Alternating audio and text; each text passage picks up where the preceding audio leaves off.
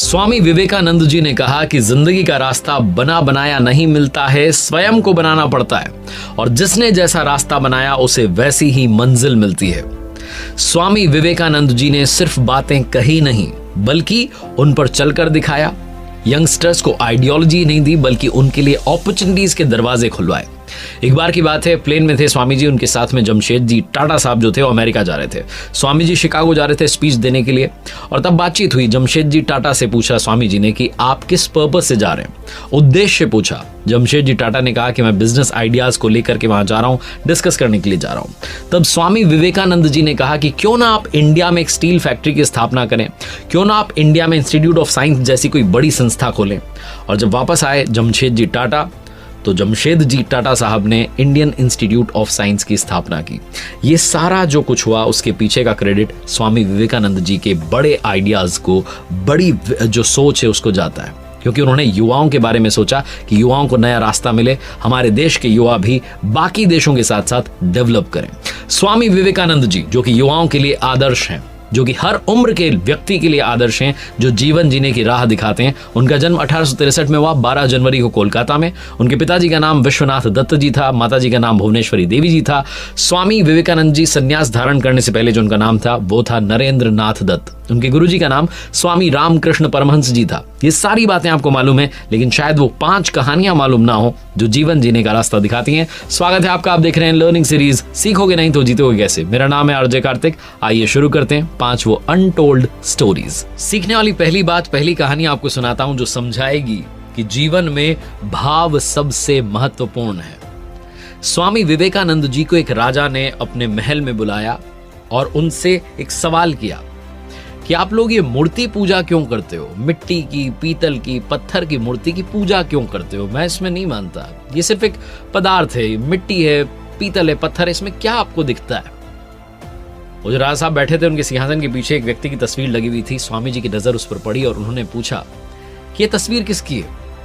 राजा ने बड़े गर्व से कहा कि मेरे पिताजी की है। तो स्वामी जी ने कहा कि वो तस्वीर उतरवाइए, आपके हाथ में लीजिए। राजा ने सेवक को बुलाया, तस्वीर उतारी गई, राजा के हाथ में आई। स्वामी जी ने कहा अब इस पर थूकिए। राजा को गुस्सा आ गया, उसने कहा आप स्वामी हैं, आप साधु हैं, ऐसी बातें कर रहे हैं, इस पर थूकिए, आप होश में तो है ना, मैं ये काम नहीं कर सकता। स्वामी विवेकानंद जी ने राजा को समझाते हुए कहा कि यह तस्वीर तो सिर्फ एक कागज का टुकड़ा है, इस पर रंग जो है उकेरे गए हैं, ना तो इसमें जान है, ना आवाज है, ना ये सुन सकती है, ना देख सकती है, ना आपको कुछ कह सकती है। आप थूक दीजिए, क्या है इसमें, ना हड्डी है ना प्राण है। आप क्यों नहीं थूक रहे? क्योंकि आपको इस तस्वीर में अपने पिताजी नजर आते हैं, ठीक वैसे ही मुझे उस मूर्ति में भगवान नजर आते हैं। मेरे लिए वो मिट्टी की, पीतल की, पत्थर की नहीं है, मेरे लिए वो साक्षात प्रभु हैं और उनसे मैं प्रार्थना करता हूं, उनसे मैं सवाल जवाब करता हूं, उनसे मैं बात करता हूं। ठीक वैसे ही जैसे आप अपने पिता का स्वरूप इस तस्वीर में देखते हैं, मैं भी बस उस मूर्ति में उन प्रभु का जो रूप है उसे देखता हूं। छोटी सी कहानी सिखाती है कि भाव ही भगवान है। जहां आपने भाव केंद्रित किया बस वहीं आपकी श्रद्धा टिक जाती है और प्रभु से आपकी बात होना शुरू हो जाती है। दूसरी कहानी, दूसरी बात सीखने को मिलेगी। स्वामी विवेकानंद जी विदेश गए हुए थे। उनके स्वागत के लिए कई सारे लोग आए, हाथ बढ़ा करके उनकी तरफ कहा हेलो।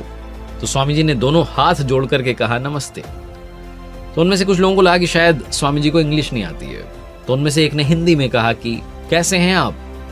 तो स्वामी जी ने कहा I am fine, thank you. जैसे ही सुना वो लोग चौंक गए। उन्होंने कहा कि आप गजब कर रहे हैं, हमने आपसे इंग्लिश में बात की, आपने हिंदी में जवाब दिया, हमने आपसे हिंदी में बात की, आपने इंग्लिश में जवाब दिया। तो स्वामी विवेकानंद जी ने कहा कि हाँ बिल्कुल, क्योंकि पहले आप अपनी मातृभाषा को सम्मान दे रहे थे तो मैंने भी अपनी मातृभाषा को सम्मान दिया, लेकिन जब आपने मेरी माँ को सम्मान दिया तो मैंने भी आपकी माँ को सम्मान दिया। छोटी सी कहानी सिखाती है कि लाइफ में वैल्यूज बहुत इंपॉर्टेंट होती हैं, संस्कार बहुत इंपॉर्टेंट होते हैं। अपनी मिट्टी से, मातृभाषा से मोहब्बत करते रहिए। स्वामी विवेकानंद जी की कहानियों पर आगे बढ़े उससे पहले स्वामी विवेकानंद जी ने युवाओं के मन को जितना प्रेरित किया शायद ही किसी और ने किया हो। उनके जो अनमोल विचार हैं उनसे हमें बहुत कुछ सीखने को मिलता है। स्वामी विवेकानंद जी के विचार ऐसे हैं जो निराशा में आशा की लौ जगाते हैं और आप ऐसे ही स्वामी विवेकानंद जी के विचार को सुन सकते हैं कुकू FM ऐप पर। डाउनलोड करें कुकू FM ऐप, जिसका लिंक आपको डिस्क्रिप्शन में मिल जाएगा। और कमाल की बात यह है कि पहली बार आपको मौका दे रहा हूं एक्सक्लूसिव 50% डिस्काउंट पाने का on Kuku FM's first month subscription, यानी कि 99 रुपीज की जगह आपको ये सब्सक्रिप्शन मिलेगा मात्र 49 रुपीज में। सिर्फ आपको मेरा कूपन कोड याद रखना है, अप्लाई करना है, जो कि है RJK50। करो नए साल की शुरुआत अमेजिंग नॉलेज के साथ में। डाउनलोड कीजिएगा कुकू FM, जिसका लिंक आपको डिस्क्रिप्शन में मिल जाएगा। और कमेंट बॉक्स में मुझे बताइएगा कि स्वामी विवेकानंद जी के विचारों में से कौन सा चैप्टर जो है आपको बड़ा अच्छा लगा, आपको उसने बड़ा इंस्पायर किया। तीसरी कहानी बड़ी मजेदार है। स्वामी विवेकानंद जी और जर्मनी में संस्कृत भाषा के विद्वान professor Paul Dyson Sanskrit literature पर चर्चा कर रहे थे, साहित्य पर।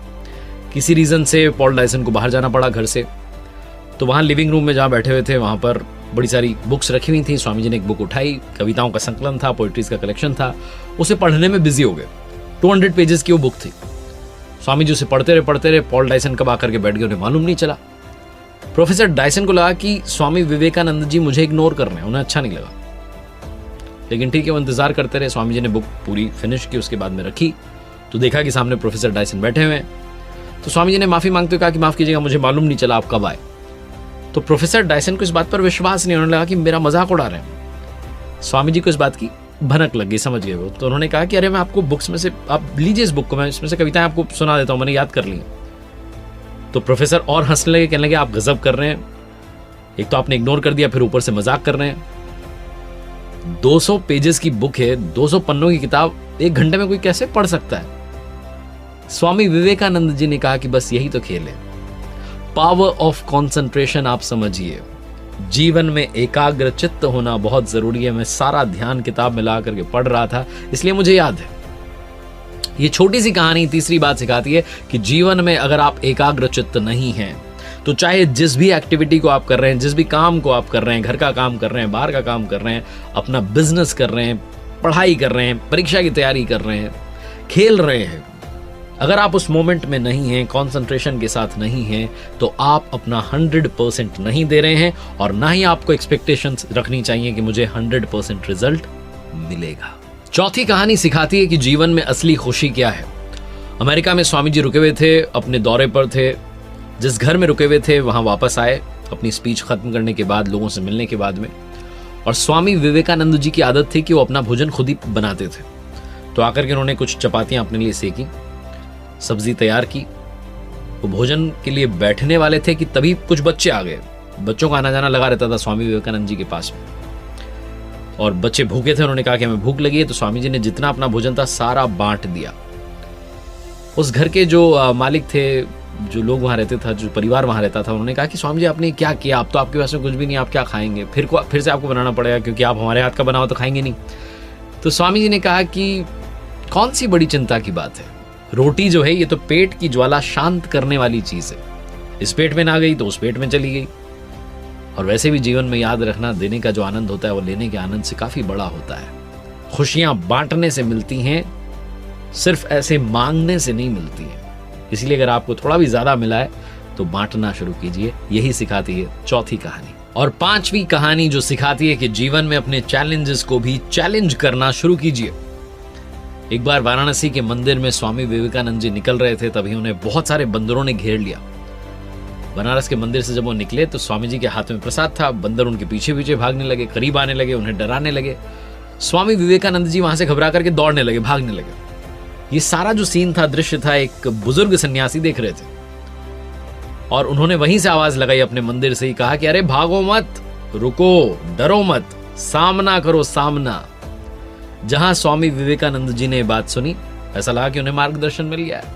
वो पलटे बंदरों की तरफ और उनकी तरफ चलने लगे। अब की बार बंदर घबरा करके पीछे हटने लगे, पीछे की तरफ भागने लगे। स्वामी विवेकानंद जी को बड़ा आश्चर्य हुआ और उन्होंने इस सीख को अपने जीवन का सबसे बड़ा सार बना लिया कि डरो मत, सामना करो। अगर आपको जीवन में किसी चीज से डर लगता है, आप भयभीत हैं, आपको लगता है कि समस्या मेरे जीवन में मंजिल तक नहीं पहुंचने देगी, तो उससे घबराइए मत, उसे फेस कीजिए, उसका सामना कीजिए। उस समस्या खुद ब खुद आपसे दूर भाग जाएगी। स्वामी विवेकानंद जी ने अमेरिका के शिकागो में जो वर्ल्ड फेमस स्पीच दी थी, उससे सीखने वाली 5 बातें। सबसे पहली, जब तक आप खुद पर विश्वास नहीं करते तब तक आप भगवान पर भी विश्वास नहीं कर सकते हैं। दूसरी, आप भगवान को कहां खोज रहे हैं अगर आप उन्हें अपने दिल में और दूसरों के हृदय में नहीं देख पा रहे हैं। तीसरी, दिल और दिमाग का अगर टकराव होता है तो हमेशा अपने दिल की सुनिए। चौथी, सच को 1000 तरीकों से बताया जा सकता है लेकिन फिर भी वो सत्य सत्य ही रहेगा। और पांचवी, अगर आप पैसे का इस्तेमाल, अगर आपके पास में ज्यादा पैसा है और उसका इस्तेमाल दूसरों की भलाई में नहीं लगा रहे हैं तो वो पैसा बुराई का ढेर है, उससे जितना जल्दी पीछा छुड़ाएंगे उतना बेहतर होगा। एक